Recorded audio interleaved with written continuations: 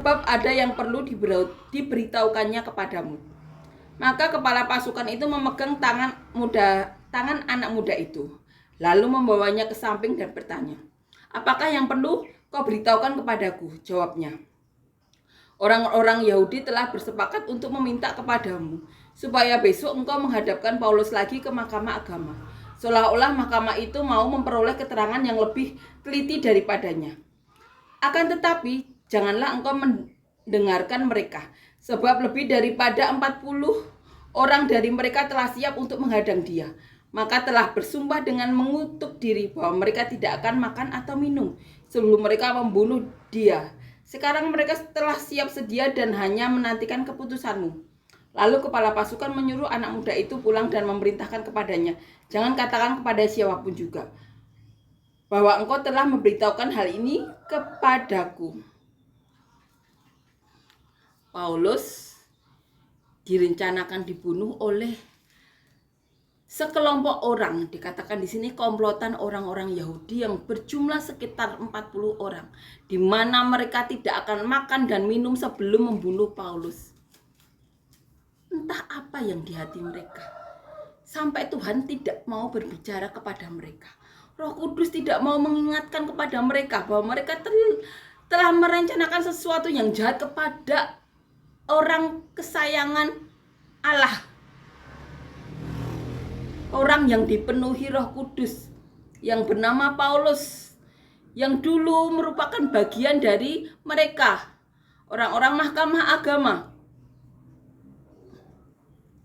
Entah apa yang di diri mereka ya, sehingga Roh Kudus pun tidak mau mengingatkan mereka. Tidak ada belas kasihan di hati mereka. Roh Kudus itu fungsinya untuk mengoreksi kita atau menyelamatkan kita dari kesalahan yang kita akan buat.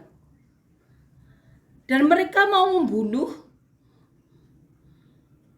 seseorang yang diurapi Roh Kudus. Dan mereka berjumlah 40 orang loh. Dan mereka berkata tidak akan makan dan tidak akan minum. Mereka berpuasa sampai mereka bisa membunuh Paulus.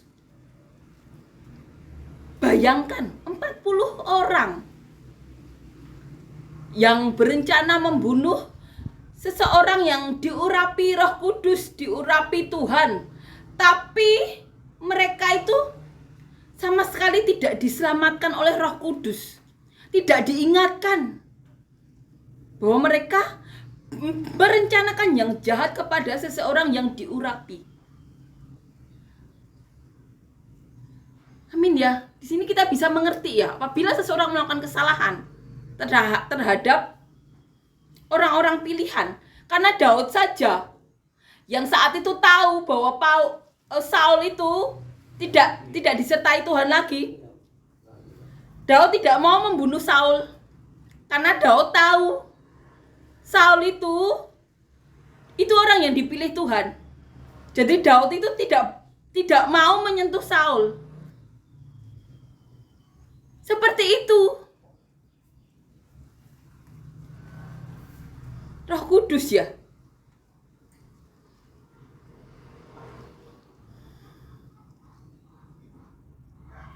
Kita bisa mengerti ya. Mari jadi kita selalu mendekatkan diri ke hadirat Tuhan. Pentingnya kita mendekatkan diri ke hadirat Tuhan seperti ini. Biarkan Roh Kudus yang aktif di dalam diri kita. Amin ya. Kita juga membantu orang-orang agar mendapatkan sukacita, mendapatkan urapan, sehingga saat manusia atau orang-orang yang pernah kita temui saat melakukan kesalahan, mereka cepat tersadarkan. Bayangkan mau membunuh seseorang yang diurapi Tuhan, tapi Roh Kudus tidak mengingatkan mereka dosa besar apa yang akan mereka lakukan. Tapi Roh Kudus di dalam diri mereka cuma diam, atau mungkin malah tidak ada Roh Kudus. Amin ya. Jadi pentingnya kita untuk selalu mendekatkan diri dalam hadirat Tuhan. Dan mari kita ajak juga orang-orang yang mau ya untuk selalu berada di dalam hadirat Tuhan.